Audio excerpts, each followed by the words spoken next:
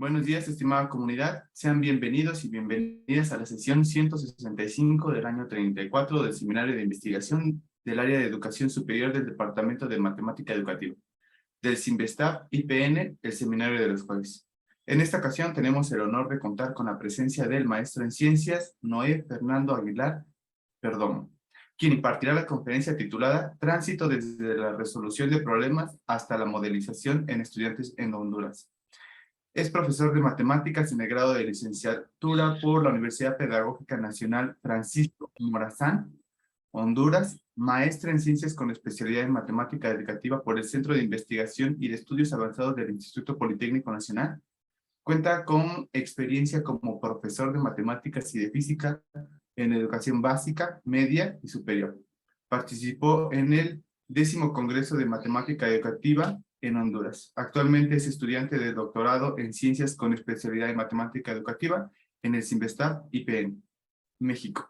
Su investigación se relaciona con identificar las condiciones bajo las cuales es posible transitar desde un enfoque educativo basado en la resolución de problemas hacia uno basado en la modelización matemática. Su directora de tesis es la doctora Claudia Margarita Acuña Soto. Aprovechamos para recordarles a nuestros asistentes que, tanto aquí en Zoom como en los comentarios de Facebook, pueden hacer sus preguntas al finalizar la presentación. Sin más por el momento, dejo con ustedes al maestro en ciencias, Noé Fernando Aguilar Perdomo.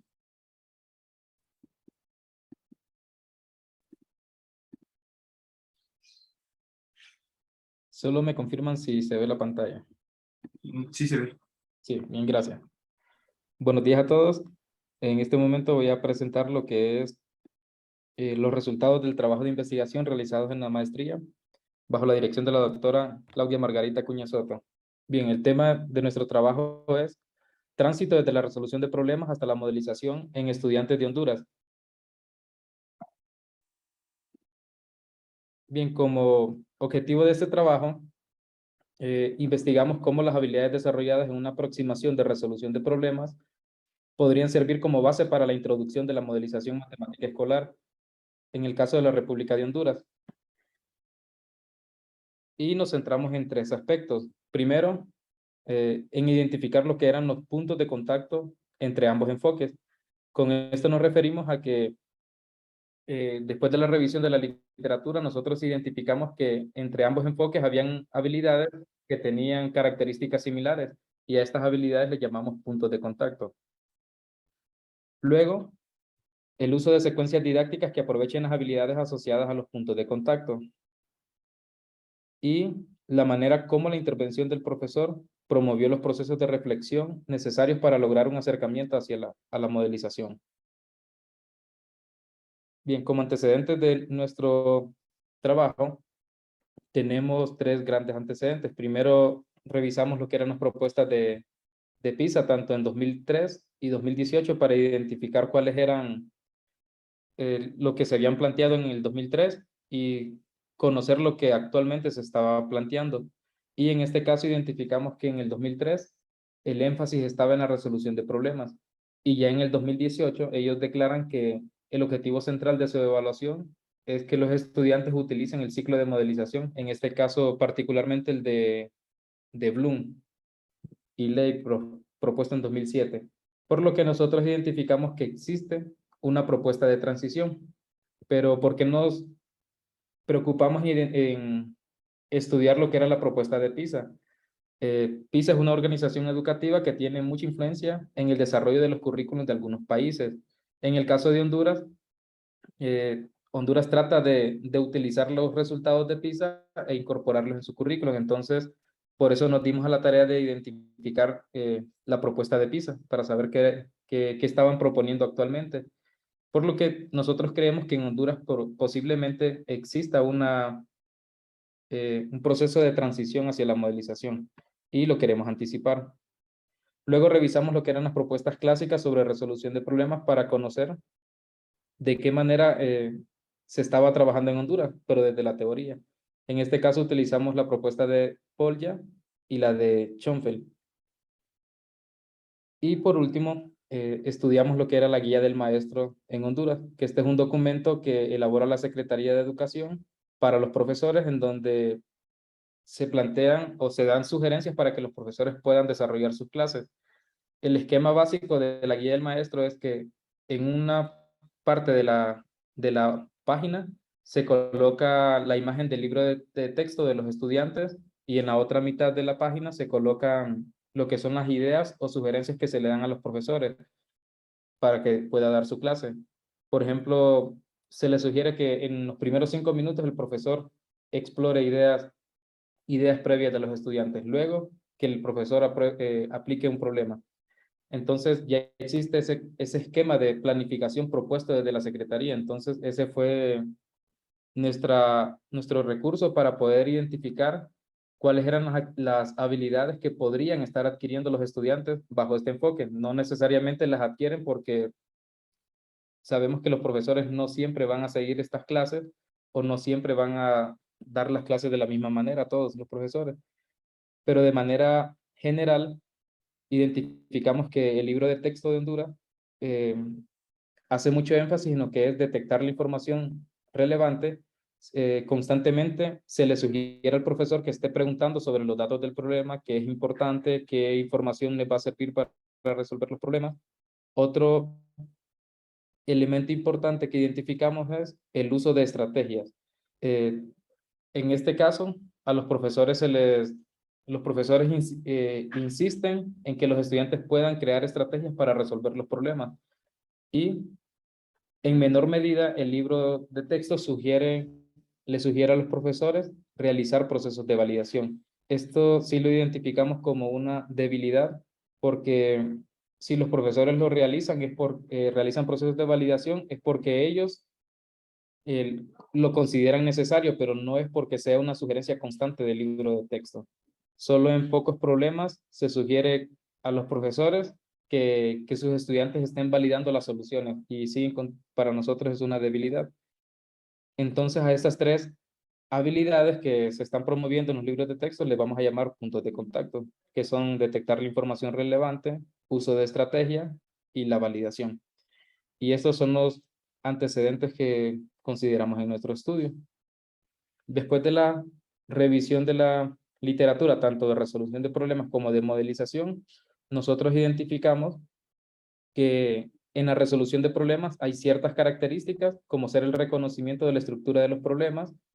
En este enfoque se hace mucho énfasis en que los estudiantes reconozcan que hay ciertas estrategias que se pueden aplicar a un conjunto de problemas. Entonces los estudiantes constantemente leen el problema, lo entienden y de las posibles estrategias que conocen, ellos seleccionan cuál podrían utilizar, pero esto es a partir del reconocimiento de la estructura de los problemas.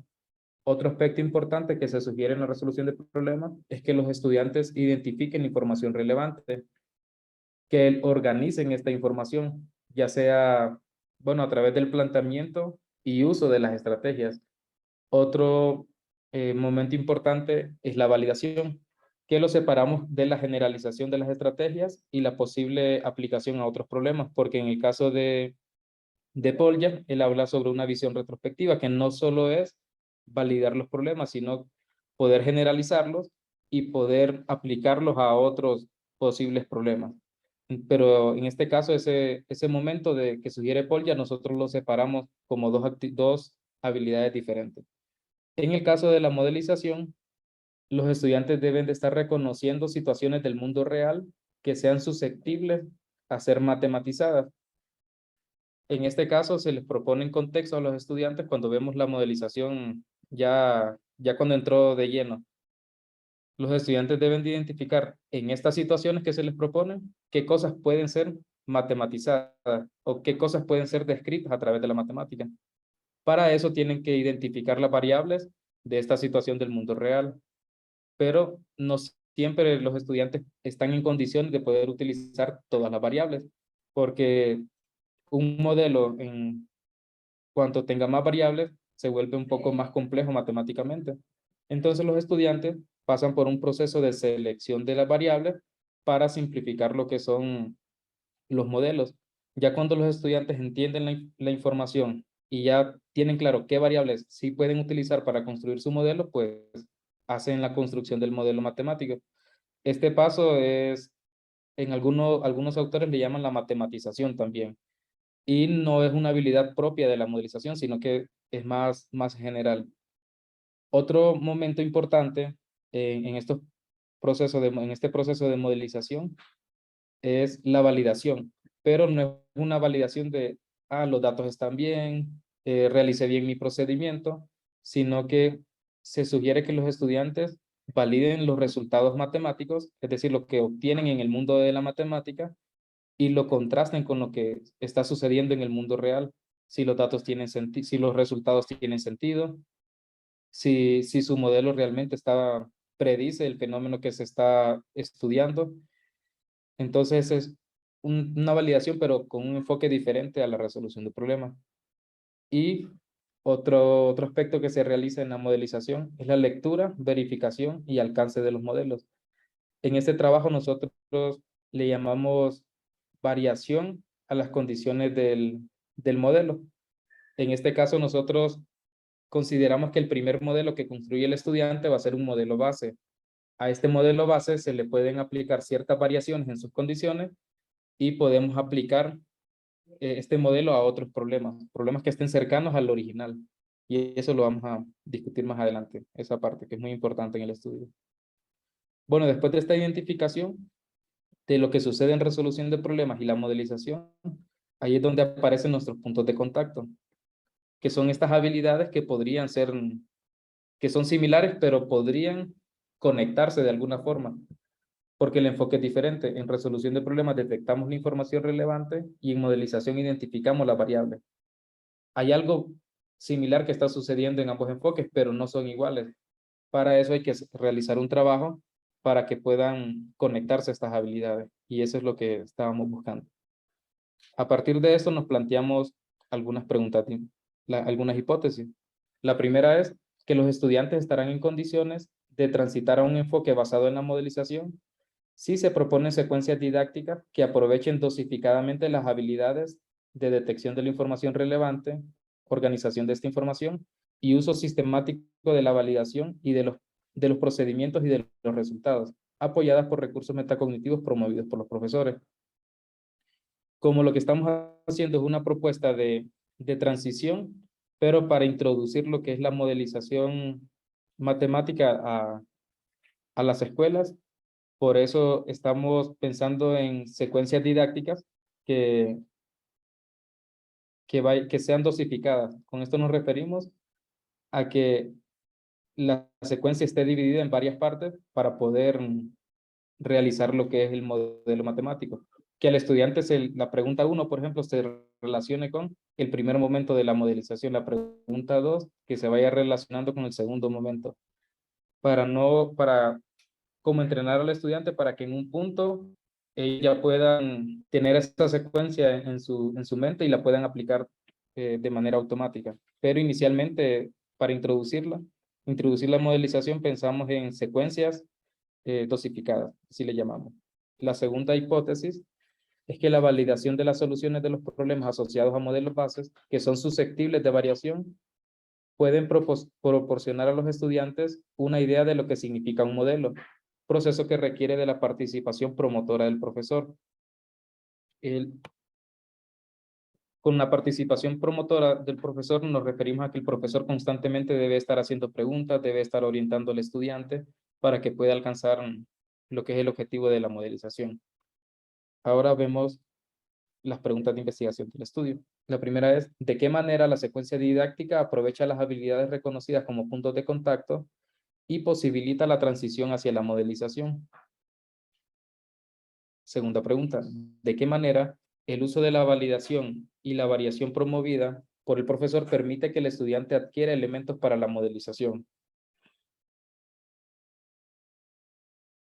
Bien, como en la parte de la metodología, realizamos un estudio de caso en el cual participaron 2 estudiantes hondureñas de 15 años, donde la estudiante 1, a la que le llamamos estudiante 1 en el estudio, ella tiene experiencia en olimpiadas matemáticas y es un estudiante de excelencia académica en la clase de matemática, mientras que el estudiante 2 no tiene experiencia en olimpiada, pero es un estudiante que que tiene muy buenas calificaciones y se ha destacado en la clase de matemáticas.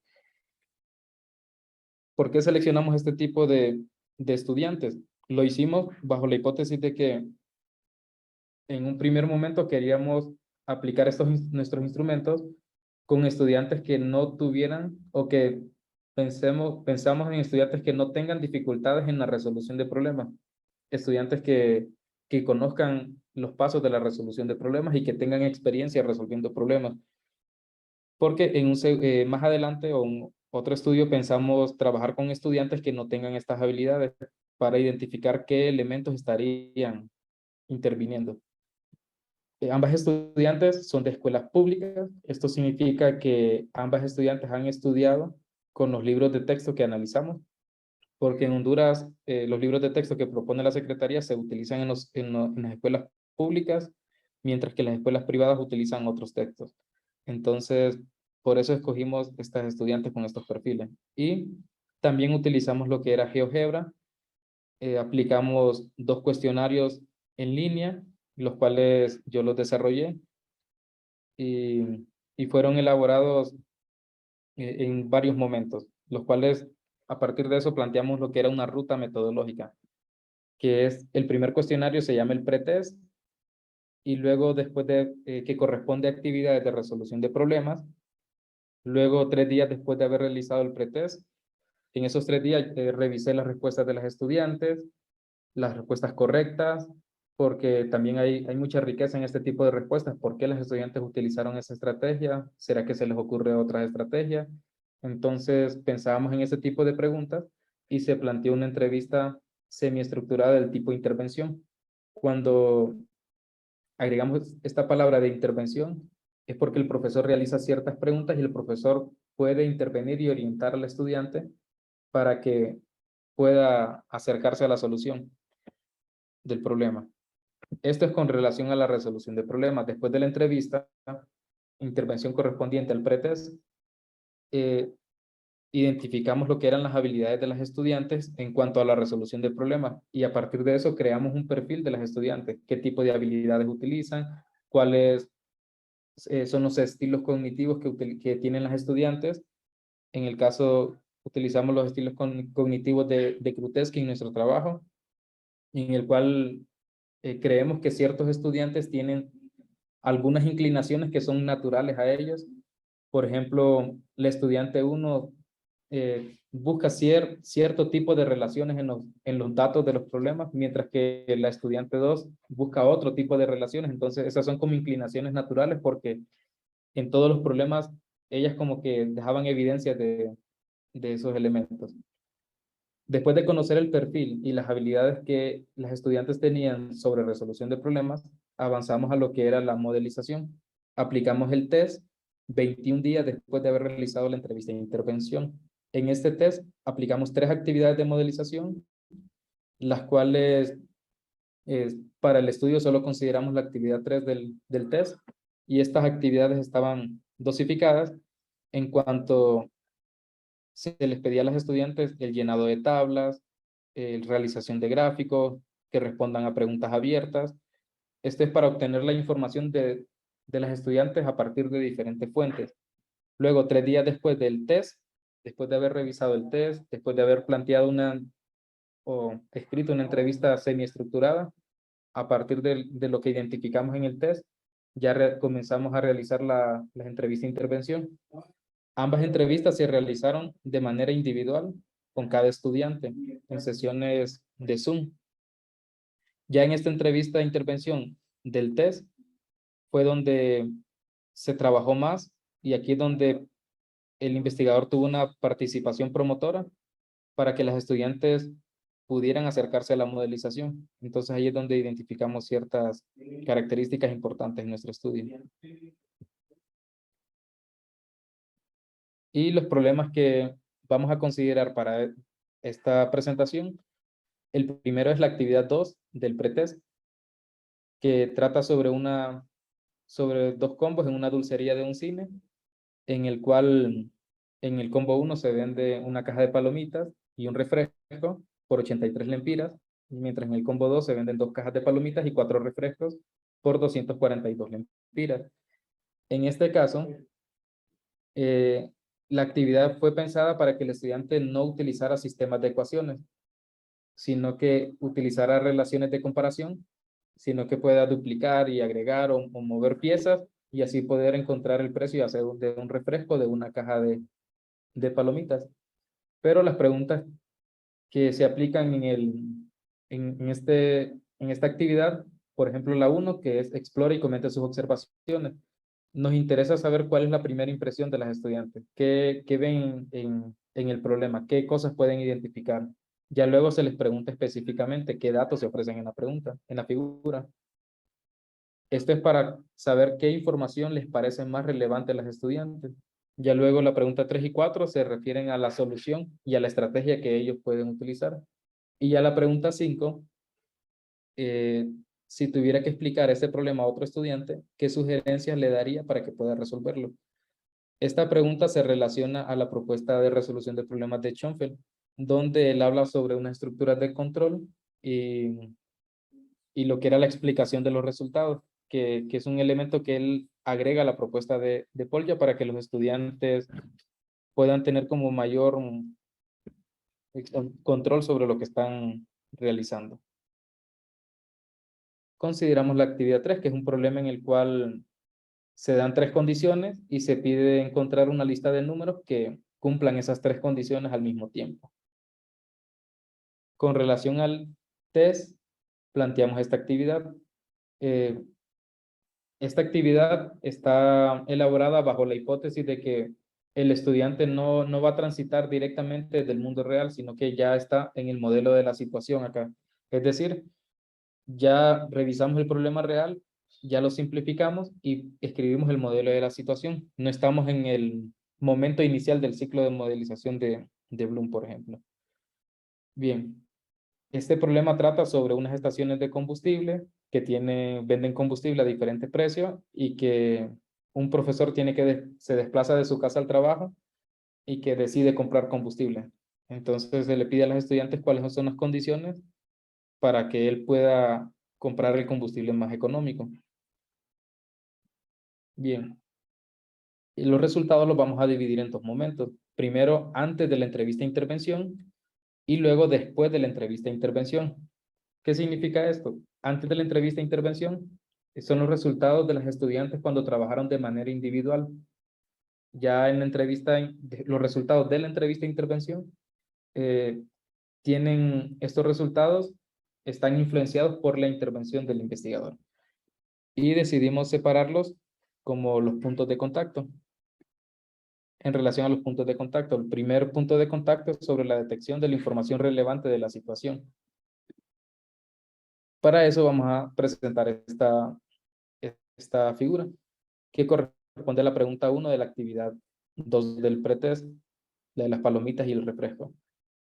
Bien, en esta pregunta la estudiante 1 responde que ella observa una caja de palomitas y un refresco en el combo 1, y en el combo 2 observa 2 cajas de palomitas y 4 refrescos, pero ella hace una aclaración: el doble de la caja de palomitas del combo 1 y el cuádruple del refresco del combo 1.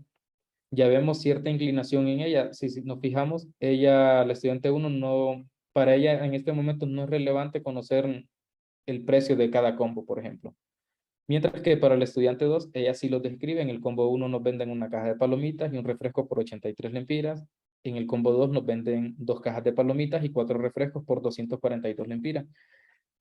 La forma en que ellas detectan la información relevante es diferente. Hay ciertas inclinaciones que ellas tienen. Observamos que el estudiante 1 busca relaciones de comparación, que el doble, que el triple, en algunos casos que el cuádruple, y mientras que el estudiante 2 le da mucha relevancia a lo que son los datos numéricos del problema. Con relación al segundo punto de contacto, que es sobre la organización de la información, en este caso nos centramos en lo que eran las estrategias que habían utilizado las estudiantes. La estudiante 1, ella nos explica que para encontrar el valor de una caja de palomitas, primero se debe de encontrar el valor del refresco. Y ya luego nos explica que como el combo 2 tiene el doble de la caja de palomitas y el cuádruple de refresco que el combo 1, se puede restar el valor del combo 2 menos 2 veces el valor del combo 1. Ella está duplicando el combo 1 para tratar de comparar, tratar de acercarse a lo que está, a los objetos que están en el combo 2, por lo que ella nota que hay un excedente. En este caso son los 2 refrescos. Y ella, después de esto, ya dice, esto vale un refresco. Ya luego resuelve con respecto al primer combo, ya dice, si un refresco vale 38, la caja de palomitas vale 45. Ella lo resolvió de esta forma, sin la necesidad de utilizar un sistema de ecuaciones lineales.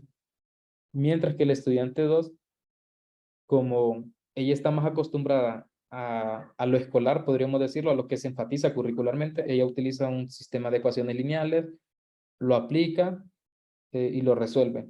Solamente que en este sistema de ecuaciones ella no lo coloca adecuadamente. Hay un error en las etiquetas.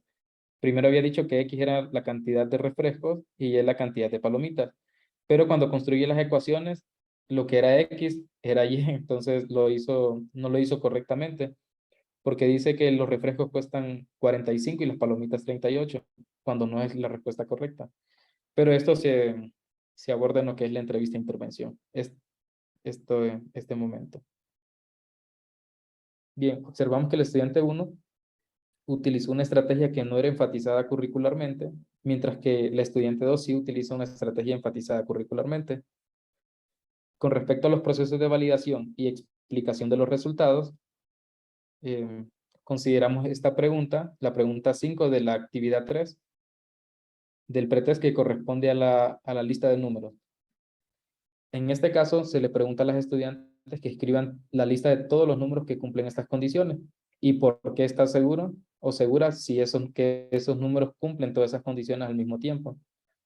La estudiante 1 ofrece una lista de números, 4 números, y ella explica sus por qué. Porque estos números cumplen estas condiciones y ella describe cada condición adecuadamente. Pero sucede algo muy importante. Cuando los estudiantes se apropian de los datos del problema o de la información del problema y logran expresarla en sus propias palabras, en este momento sucedió un proceso de codificación de los datos, o sea, de lo que era el problema a sus propias palabras. Cuando está sucediendo este proceso de codificación, consideramos de que los estudiantes están comprendiendo lo que es el problema. Mientras que el estudiante 2, ella escribe la lista completa de números y ella los ordena incluso de menor a mayor. Y ya esa es una pregunta también que se le hace en la entrevista de intervención, ¿por qué en ese orden? Y ya luego ella explica que está segura porque cumplen todas las condiciones. Y menciona que hizo una lista de números y que cumplían con la condición 1 y 2 y luego verificó la condición 3. En este caso, esta fue la lista que el estudiante realizó y observamos ciertas marcas. Las marcas que están sobre los números tienen que ver con las condiciones. Si cumple la condición 1, la condición 2 y la condición 3. Y la marca que se encuentra a la derecha de cada número tiene que ver con que el número cumpla con todas las condiciones al mismo tiempo. Ella está utilizando un sistema de validación, podríamos decir. Entonces, estos métodos de validación que utiliza el estudiante 2 son sistemas de validación muy cuidadosos, la verdad, con respecto a los que realiza el estudiante 1, que son menos cuidadosos. El estudiante 1 solo encontró estos números y no siguió intentando, mientras que el estudiante 2 realizó un trabajo más fino de validación. Sobre la explicación de los resultados, recordamos la pregunta 5 que tiene que ver con la explicación o la sugerencia que le darían a otra persona para poder resolverlo. En ambas sugerencias, las respuestas de las estudiantes carecen de los elementos importantes para que otra persona pueda reproducir la solución del problema utilizando su estrategia particular. Por ejemplo, el estudiante 1 solo dice que encuentra el valor de refresco y luego el de la caja de palomitas. La estudiante 2 es un poco más específica, pero igual no ofrece los elementos importantes para poder resolver el problema. Ella menciona que usará un sistema de ecuaciones de 2 variables y ya que es la mejor forma de hacerlo, y que lo resuelva por cualquiera de los métodos, ya sea sustitución o eliminación. Podemos darnos cuenta que el estudiante 2 conoce muy bien la matemática que resuelve este problema y los métodos que se utilizan para resolverlo. Ahora, después de todo esto, podemos considerar que las estudiantes tienen instaladas en un cierto nivel las habilidades que identificamos como puntos de contacto. Ambas identifican información relevante, ambas resuelven los problemas utilizando sus estrategias particulares de acuerdo a su experiencia previa y ambas realizan procesos de validación, solamente que en el caso de E1 son procesos de validación menos finos o no los realiza, mientras que el estudiante 2 sí está realizando una validación y nos dejó evidencia del tipo de validación que está realizando. Conociendo esto de que las estudiantes ya manejan los puntos de contacto, pues pasamos a lo que es el test. Y en este caso, si recordamos la actividad que tiene que ver con la cantidad de combustible que se compra, planteamos esta pregunta, esta tabla, en el cual ellos tenían que completarlo. Esta tabla, en principio, les permitiría a las estudiantes que observaran el patrón, que se dieran cuenta de los elementos que eran constantes, de lo que estaba variando al comprar combustible, y así poder obtener lo que eran los modelos. En este caso, inicialmente, antes de la entrevista, la estudiante 1 escribe unos modelos matemáticos. En este caso solo estoy ilustrando para la estación C, pero de la misma forma escribió los modelos para las otras estaciones, que son estos que están aquí. Escribió para la estación 1 X por 1, para la estación B X por 0.95 y para la estación C X por 0.90. Mientras que el estudiante 2 ella no entendió qué significaba la X, por eso escribió estas partes. Ella lo que hizo, este 122 lo que es resultado de la suma de todos los valores. Y los valores para la primera estación son 100. Entonces ella escribió 100x es igual a 100y. Luego para la estación B escribió 100x, que era la suma de la estación A, y lo igualó con la suma de la estación B. Y en el caso de la estación C realizó lo mismo. De manera, en este caso con la estudiante 1 no construye el modelo porque no entendió la palabra costo. En la entrevista yo le pregunté qué entiende por la palabra costo y ella entendió el combustible que se gastaba, no lo relacionó con dinero. Pero igual ya se le hizo la pregunta que piense en dinero, cuánto dinero gastó por el recorrido, ya luego sí se construyeron los modelos correctos.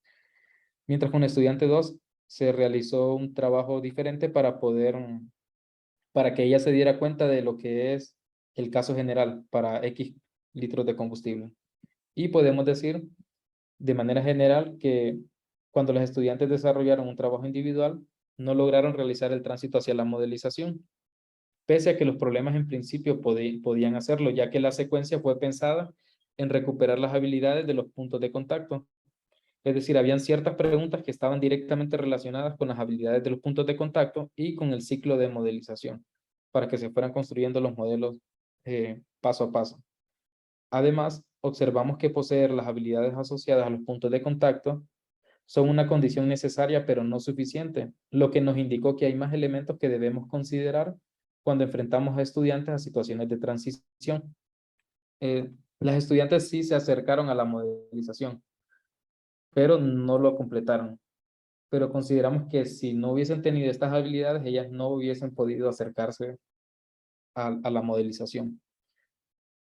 Por eso, ya con la entrevista fue, bien, ¿qué sucede en la entrevista? Hay que platicar con las estudiantes, hay que tratar de identificar lo que ellas están pensando, hay que plantearles situaciones similares a las originales para saber de qué manera ellas podrían acercarse a la modelización. Bien, estos resultados de la entrevista los vamos a separar por estudiante. Primero, el caso de E1. Vamos a mostrar algunos fragmentos de las entrevistas.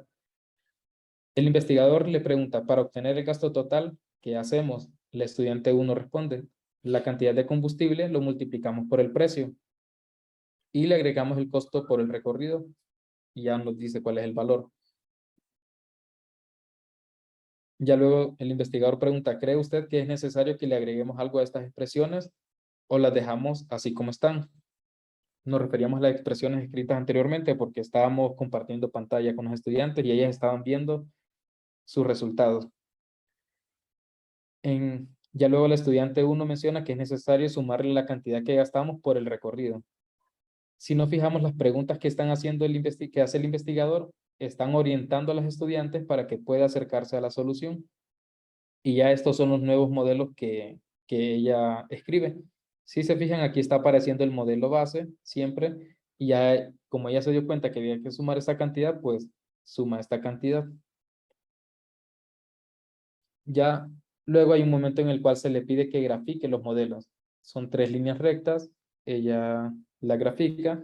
Observamos que hay ciertas intersecciones, pero lo que nos interesaba es que las estudiantes pudieran leer estas gráficas adecuadamente. Por eso las preguntas del investigador están orientadas a que la estudiante pudiera realizar esta lectura. Por ejemplo, ¿qué significa que la gráfica azul esté arriba? Que la roja esté abajo y que la verde esté más abajo. ¿Qué significa eso? Ya el estudiante menciona que en la que se gasta más, que es en azul menciona, se gasta más, perdón, la B, que es la roja, es intermedio, no se gasta ni mucho ni muy poquito, esas eran las palabras que ella utilizaba. Y la estación A, que es la verde, es la que se gasta menos. Ya ella hizo una relación, que es lo que estaba, la gráfica que estaba arriba representaba mayores valores para el gasto de combustible. Ya luego el investigador le plantea otra pregunta y estoy compartiendo la pantalla y moviendo el gráfico hacia la derecha. Y ya luego le pregunto que si yo hago eso, si me desplazo en el gráfico, ¿qué sucede? Ya ella menciona que la estación A sube. ¿Se mantiene la tendencia? Menciona que no. ¿Qué sucede? La estación A va aumentando. Inicialmente la estación A era la que menos, en la que menos se gastaba. Entonces el estudiante al notar esa tendencia que no siempre va, la estación A va a estar abajo o la C siempre va a estar arriba, ya ella tiene elementos para poder analizar estos gráficos y poder obtener las soluciones de los modelos, a lo cual ella plantea lo que es esta tabla. Ella identifica los intervalos donde hay ciertas tendencias, por ejemplo, de 0 a 8 hay una tendencia que, es cierto, las gráficas van aumentando, unas se van acercando a las otras, pero las gráficas están en la misma posición en ese intervalo. Y estos intervalos los obtuvo a través de las intersecciones. Ella mencionó sobre las intersecciones, pero no sabía cómo calcularlas exactamente, entonces yo le mostré lo que era el comando de GeoGebra para que pudiera encontrar las intersecciones. A partir de eso, el estudiante 1 escribe estos intervalos y escribe las letras en cierta posición. Estas letras son, esta tabla es un modelo realmente. Representa la información que está en el modelo gráfico. Y la posición de la letra C que está arriba significa que es la estación que gasta más. Y la letra que está abajo es la estación en la que se gasta menos en ese intervalo. Y el estudiante se da cuenta de que no todas las estaciones de combustible son por ejemplo, no siempre la estación es la opción más económica. Y ya luego discutimos sobre ese aspecto. Por lo que podemos decir que el estudiante 1, con la participación del profesor y considerando la propia estructura de la secuencia didáctica, pudo acercarse a lo que era la modelización. En el caso del estudiante 2, observamos que el investigador sigue haciendo cierto tipo de preguntas que estén orientando al estudiante a la solución. Por ejemplo, ¿cuánto pagó si compró X litros de combustible?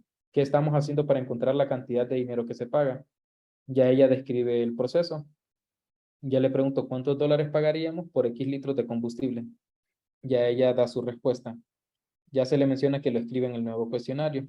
Y ya estos son los modelos que el estudiante 2 nos ofrece. Observamos que en estación A, ella escribe X más 0, es decir, ella todavía deja esa huella del proceso que estuvo realizando cuando estuvo construyendo los modelos, porque ya se dio cuenta que el costo de combustible se le tenía que sumar lo que se había gastado por el recorrido. Y en este caso ella nos deja evidencia del proceso que realizó para construir estos modelos. Y observamos que el investigador realiza ciertas preguntas ya luego obtiene conclusiones del estudiante y luego realiza y retoma las mismas preguntas como a manera de confirmación. Por ejemplo, aquí preguntamos cuántos dólares eh, pagaríamos por X litros. Inicialmente ya se había hecho esa pregunta, pero se vuelve a hacer la pregunta para que el estudiante pueda confirmar lo que nos había mencionado anteriormente y tener mayor claridad del proceso que estaba realizando. El estudiante 2 construye, grafica estos modelos que son exactamente lo mismo. Sucede lo mismo que con el estudiante 1, no conocía el comando para intersectar las funciones, pero el estudiante 2 traza esta línea vertical, que para ella significa que es el límite de la cantidad máxima de combustible que puede comprar el profesor. Ella traza esta línea vertical y lo que sucede a la derecha de esta línea vertical ella nunca pasó, su análisis nunca pasó de lo que era la derecha de esa línea vertical. Ya luego en la entrevista yo le pregunto en qué nos tendríamos que fijar. Y ella menciona en dónde se intersecan las gráficas, dónde se cortan, aclara. ¿Se cortan todas o cómo se van cortando? Pregunto. Ya ella en el primer caso, en el primer corte, es entre la gráfica B y C. Ya yo me acerqué en el gráfico y le pregunto, por aquí, sí, alrededor de como en 8. Y en otro momento de la entrevista es preguntarle al estudiante cómo sabemos que es la opción más económica, que ella tenga claro cómo analizar este gráfico. Ya ella menciona que se fijó más que todo en la posición de las líneas, en este caso en la distancia que hay entre ellas. Mientras más abajo esté, es más económica, mientras más alto, menos económica. Cuando el estudiante ya menciona esa frase, yo dije, ya pudo hacer todo el problema, ya entendió lo que estaba haciendo. Y a partir de tener claro esa conclusión de si una gráfica está más abajo es más económica con respecto a las que están más arriba, ya ella pudo resolver adecuadamente las preguntas que seguían en el cuestionario. Bien, como conclusiones, primero vamos a dar respuestas a las preguntas de investigación. Y la primera es, ¿de qué manera la secuencia didáctica aprovecha las habilidades reconocidas como puntos de contacto y posibilita la transición hacia la modelización? Bien, primero la secuencia está diseñada para que los estudiantes tengan un acercamiento paulatino. Además, el tipo de preguntas que se realiza recupera la información de diferentes fuentes, ya sean tablas, gráficos o preguntas abiertas. Además, las preguntas están organizadas de acuerdo a la secuencia del ciclo de modelización de Bloom y recuperan el uso de las habilidades asociadas a los puntos de contacto. O sea, el diseño de la actividad de la secuencia fue muy importante. Además, que la misma secuencia, al promover procesos de validación y al dar sugerencias, porque en el mismo problema de modelización planteamos una pequeña variación al problema original, estamos considerando ciertos elementos de la metacognición, pero más que todo son elementos de reflexión que podrían acercar a los estudiantes a la metacognición. Por último, estos elementos cuando entran en juego permiten que los estudiantes construyan sus modelos base y a partir de los modelos bases puedan dar el salto a construir el modelo que resuelve la situación original. Y ahí es donde consideramos que sí se están acercando a la modelización, pero hay un trabajo previo que es el diseño de la secuencia que recupere habilidades de resolución de problemas, ciclo de modelización y elementos de la metacognición para que el estudiante pueda tener un mayor control sobre sus procedimientos. La segunda pregunta es, ¿de qué manera el uso de la validación y la variación promovida por el profesor permite que el estudiante adquiera elementos para la modelización? En este caso, lo primero es el control. En este proceso, el investigador realiza ciertas preguntas que están orientadas a que los estudiantes puedan tener claro las condiciones del problema, de qué trata el problema, qué tipo de soluciones se pueden encontrar o que tenga bien claro el estudiante qué es lo que se le está preguntando. Si el estudiante tiene claro estos elementos, podríamos decir que puede adquirir un proceso de autonomía en su solución.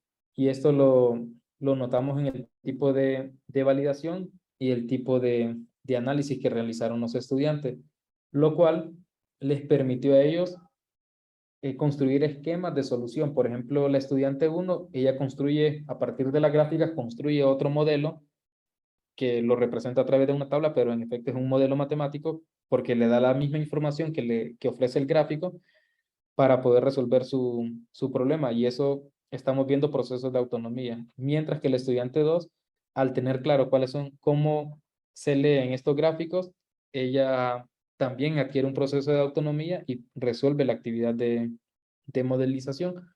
Por lo que podríamos decir que para poder transitar hacia la modelización, primero debemos de considerar las habilidades previas que tienen los estudiantes, plantear secuencias didácticas que aprovechen estas habilidades, en este caso nosotros las de los puntos de contacto, y estas secuencias, aprovechando sus habilidades previas y organizadas de acuerdo al ciclo de modelización de Bloom, podrían, junto con la secuencia del profesor, podrían acercar a los estudiantes hacia la modelización. En este caso, nosotros sucedió esto, pero creemos que pueden haber más elementos que estén interviniendo en este tipo de situaciones de transición. Bien, y esto sería todo. Gracias.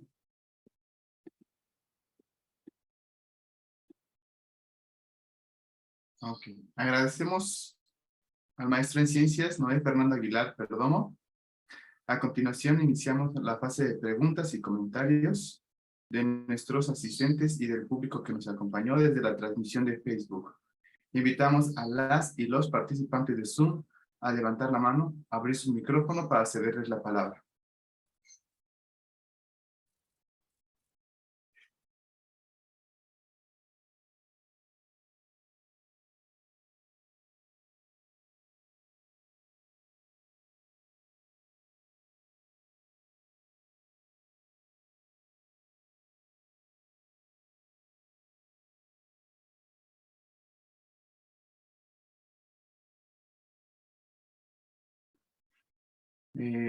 Melvin, por favor, adelante.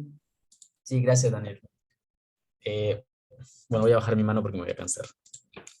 Buenos días a todos. Bueno, muchísimas gracias por tu presentación hoy. Es la primera vez que escucho tu trabajo, entonces intenté prestar mucha atención, aunque es un tema que pues yo no conozco, no he leído mucho al respecto, entonces pues mi comentario van a ser esos comentarios. Cuando leí el título de tu presentación, te voy a hacer como varios comentarios, pero bueno, cuando leí el título de tu presentación, que decía tránsito desde la resolución de problemas hasta la modelación estudiantes de Honduras, claro, me pregunté qué hace que cambien estos enfoques en estos sistemas internacionales, como por ejemplo un fundamento que tienes en tus antecedentes que es PISA. ¿Qué hace que cambien estos enfoques? ¿Qué factores influyen para que el enfoque en una prueba PISA de un año sea distinta al otro, ¿no? Entonces, tengo la sensación de que no necesariamente son factores académicos y científicos, sino que también podrían ser políticos. Entonces, en ese sentido, en caso de que lo fueran políticos, estoy hablando de un caso hipotético, entonces el fundamento para el trabajo estaría como muy débil, ¿no? Porque si vamos a utilizar esto de que hay dos enfoques y queremos ver el tránsito, entonces debería de haber un tránsito entre uno y el otro, cuando quizá no necesariamente fue el fundamento para ese cambio. Estoy hablando de alguna suposición, ¿no? De que no fuera. Yo creo que más que decir que el enfoque en el 2013 y en el 2018 en las pruebas PISA era diferente, creo que existen, ¿no? No lo he leído al respecto, pero como documentos que justifiquen ese enfoque en esas pruebas PISA. Y quizá en esos documentos sí existan argumentos con una connotación mucho más académica que justifique el cambio de enfoque y quizás sí hable de un tránsito de uno al otro, ¿no? Quizá. Entonces, eso me hizo pensar el título de la presentación y esa primera parte de tus antecedentes.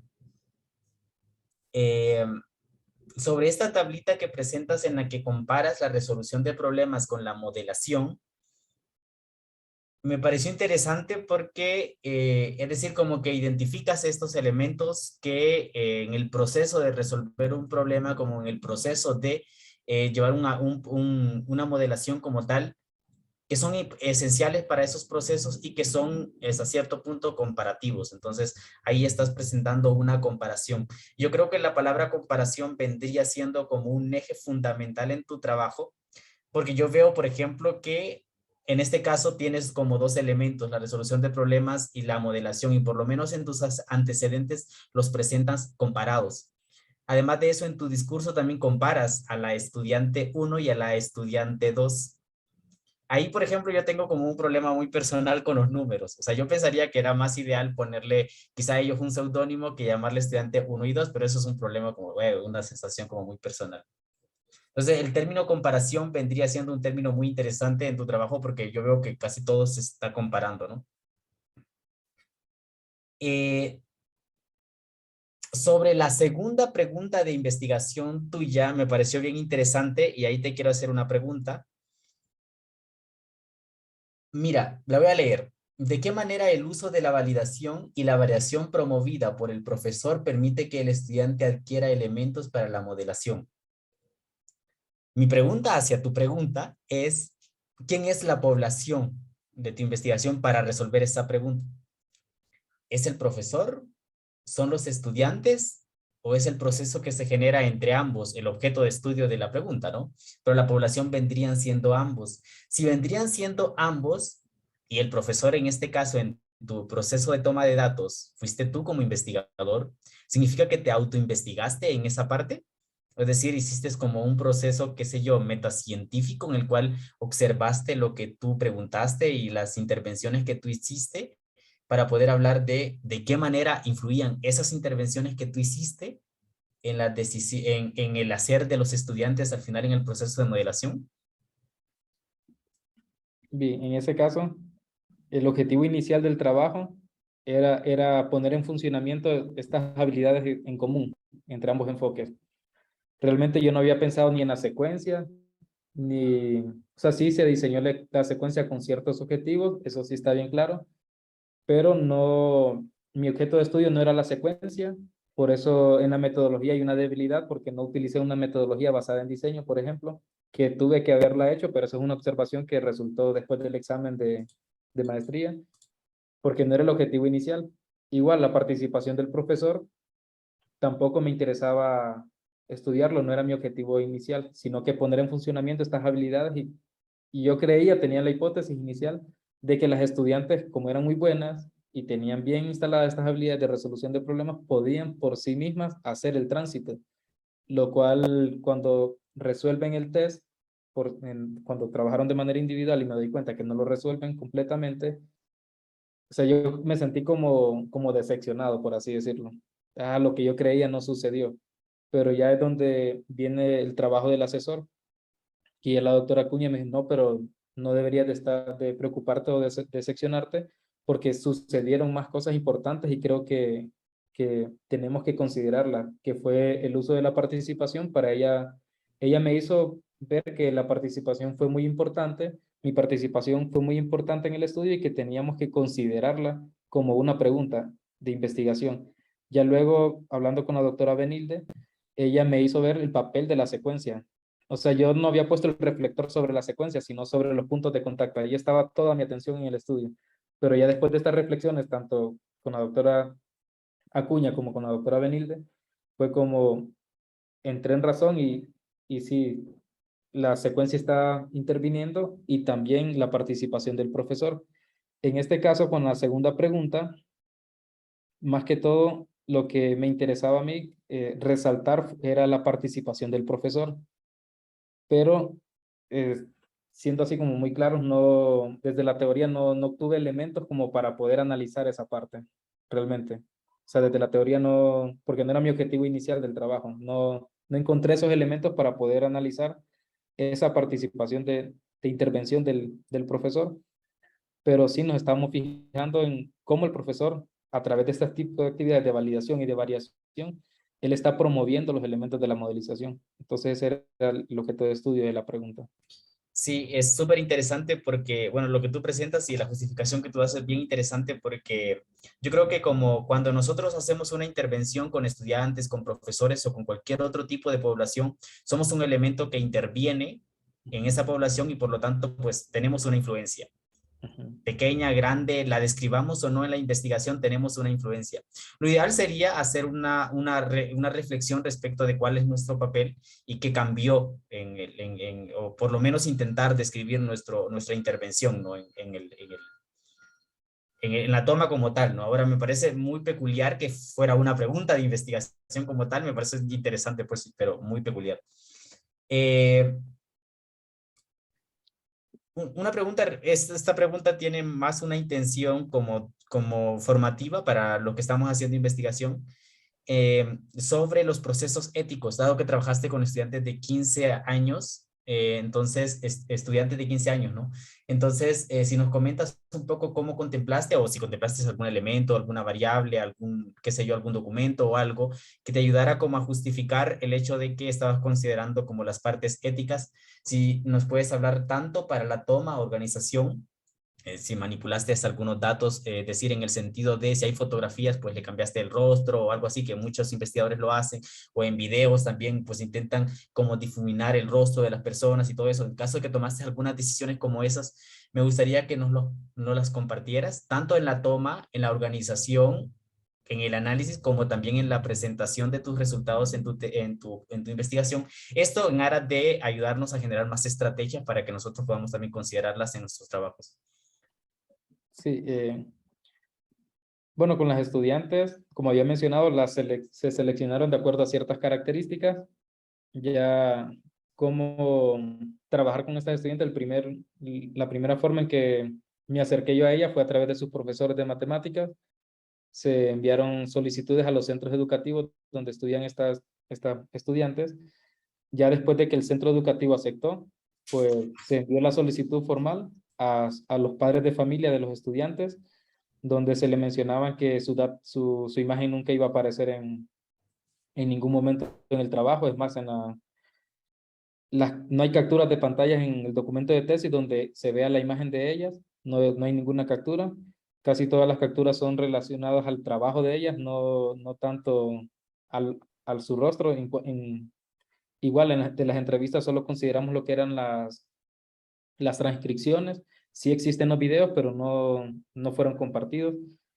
Entonces, así lo manejamos. Pero sí hay documentos donde sus padres autorizaron el uso de la información para los fines de la educación. Igual al inicio del pretest y del test y de cada entrevista, a las estudiantes se les preguntaba si estaban de acuerdo en que la sesión se grabara, si estaban de acuerdo en participar en el estudio, y ellas tenían que verbalizar su respuesta. Además de que también la dejaron expresada por escrito en el cuestionario. Sí, es súper interesante porque parecen como cosas triviales en la investigación. Sin embargo, los aspectos éticos, por lo menos a mi parecer, me parece fundamentales considerarlos en producciones de datos con intervención como la tuya. Entonces, me parece interesante conocer esos elementos que consideraron que están pues muy bien. Eh, También te quiero hacer una pregunta muy particular sobre tu tabla en la que una de tus estudiantes, creo que mencionaste, malinterpretó la palabra costo o no la interpretó como tú esperabas, ¿no? Entonces mi pregunta es, ¿por qué crees que pasó eso? Porque yo tengo una hipótesis, entonces te pregunto a ti, ¿por qué crees que pasó? Porque cuando yo le pregunto a ella en qué estaba pensando, ella me dijo, que el carro gasta combustible, me dijo. Entonces, Ah, ok. el costo por recorrido es como el gasto para ella. Entonces, pero el carro lo que gasta es combustible. Entonces, por eso pensé en combustible y no en dinero. No en el dinero que se había pagado por comprar el combustible que gastó el carro. Eso me Claro, dijo. esa es la justificación que dio el estudiante, ¿no? Si te Sí, fijas, por ejemplo, en la tabla, en los datos que aparecen en esa columna, son litros. sí, Es decir, para encontrar realmente el costo de lo que aparece en el encabezado de esa columna, tendría que hacer una operación matemática, que es lo que tú buscas al final, ¿no? sí. Entonces, a mí me parece que, bueno, muy personal me parece que esa columna está mal planteada, los elementos que están abajo del encabezado, porque yo lo veo costos y veo litros, entonces yo pienso en cantidad de combustible también, pues, entonces yo creo que fue por la presentación de la tabla, a mi parecer, pues. Sí, pero estoy iniciando sesión. Quiero mostrar el cuestionario porque creo que ya les menciono.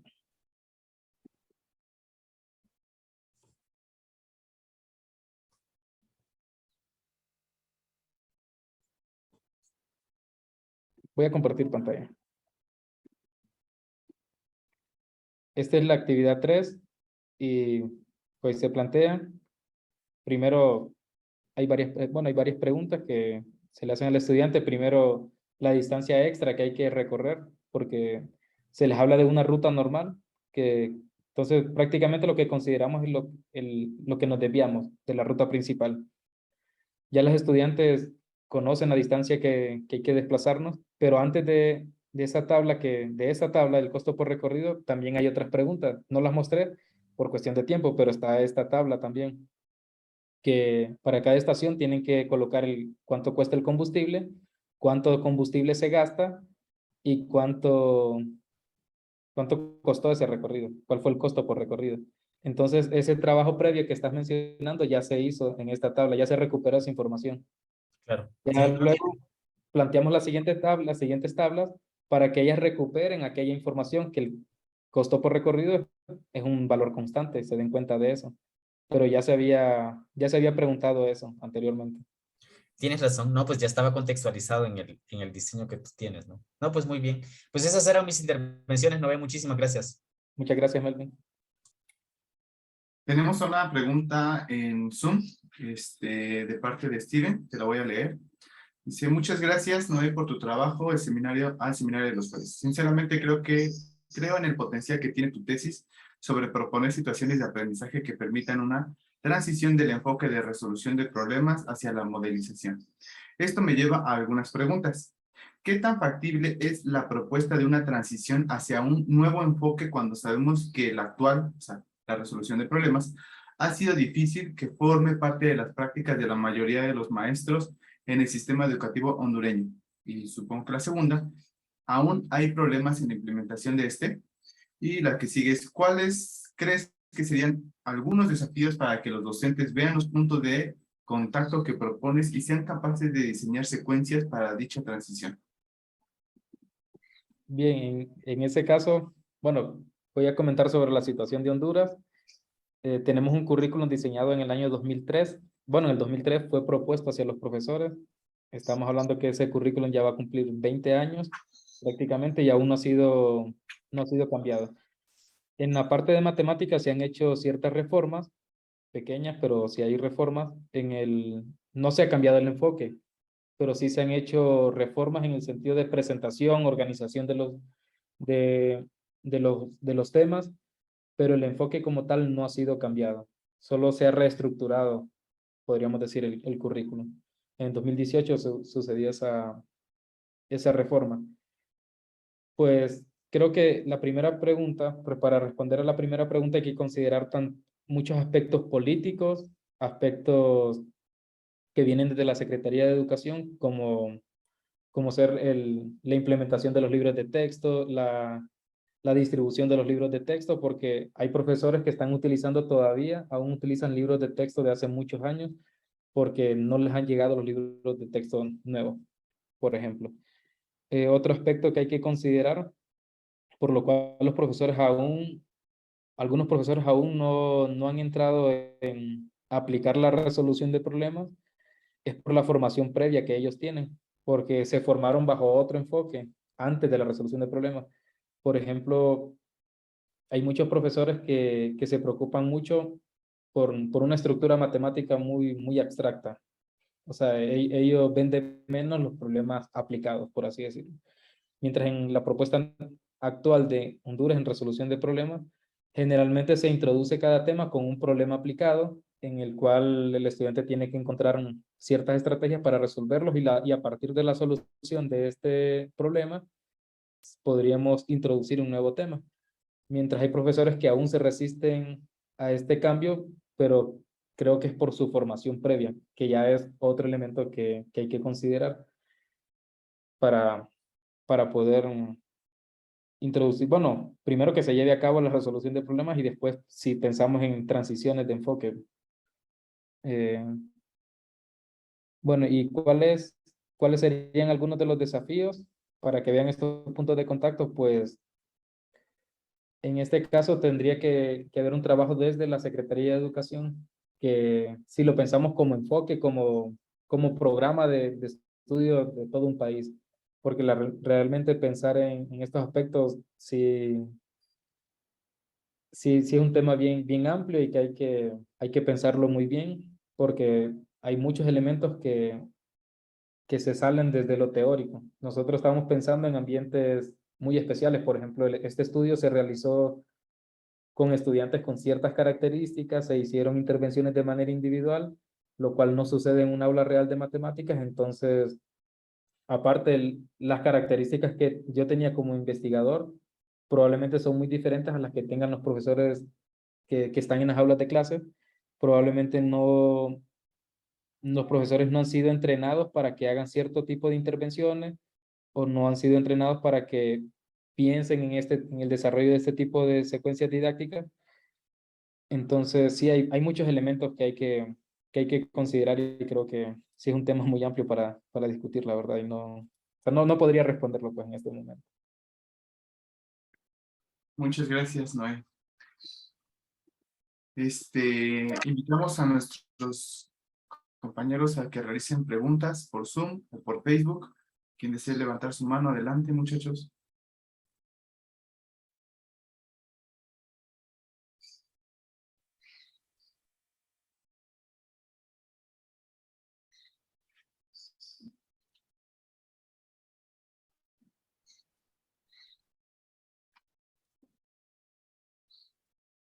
Creo que no tenemos preguntas.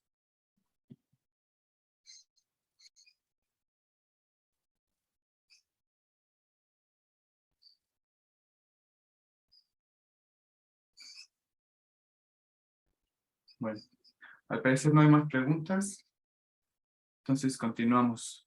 Si no hay más preguntas o comentarios, agradecemos nuevamente al maestro en ciencias Noé Fernando Aguilar Perdomo por haber compartido, no hay más preguntas, por haber compartido con nosotros los resultados de su línea de investigación y la retroalimentación que nos ha brindado el día de hoy. A continuación daré lectura del diploma que se le hará llegar al ponente.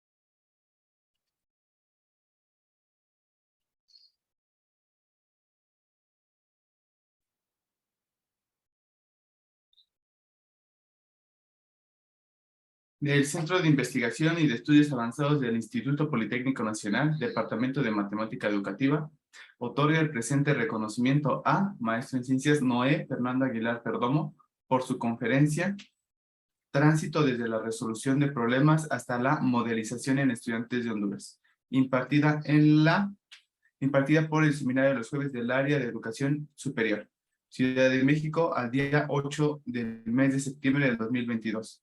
La coordinadora es la doctora Rosa María Farfán, Seminario de los Jueves, Área de Educación Superior, Departamento de Matemática Educativa.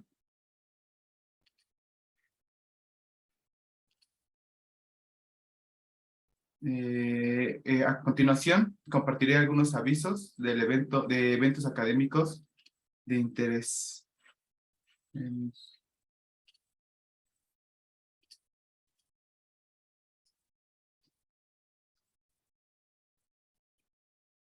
Bueno, el primer evento es un evento que se llevará a cabo. El evento se llama Encuentro Internacional sobre la Enseñanza del Cálculo, Ciencias y Matemáticas. Se llevará a cabo del 26 al 30 de septiembre del 2022 en la Facultad de Ciencias Físico-Matemático de la Universidad Autónoma de Nuevo León. Los ejes temáticos es enseñanza y aprendizaje del cálculo, ciencias y matemática, por área, por nivel educativo, por metodologías, recursos y entornos educativos. El formato es híbrido y en la presentación aparece un código QR para quien desee más información. El siguiente evento Se llevará a cabo del 19 al 30 de septiembre. Es un Congreso Internacional de Matemáticas por parte del CICATA y PN Garia. Es en línea. Algunas de las temáticas a abordar son educación a distancia, gestión educativa, formación de profesores y desarrollo profesional, tecnologías de la información y comunicación, interculturalidad, estudios de género, conocimientos y didáctica de las matemáticas, educación en estadística y probabilidad.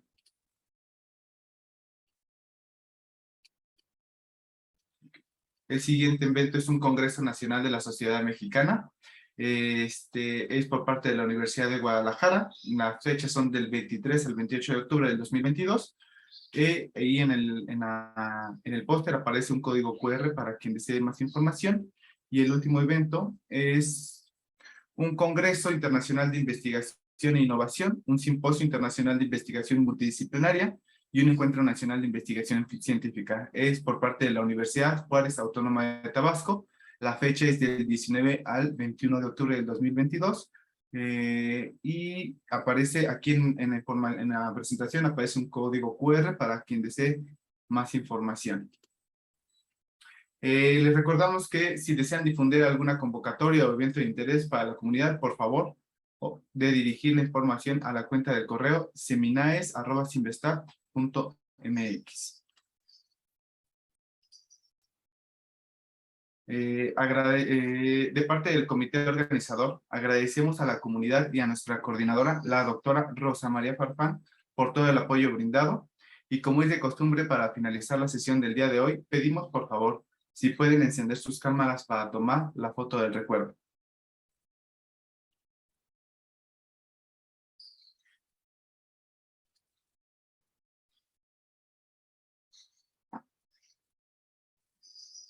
Bueno, tomaremos la foto del recuerdo. 3, 2, 1. Muchísimas gracias. Agradecemos nos hayan acompañado en el seminario de los jueves. Nos vemos pronto en la próxima sesión del seminario de los jueves.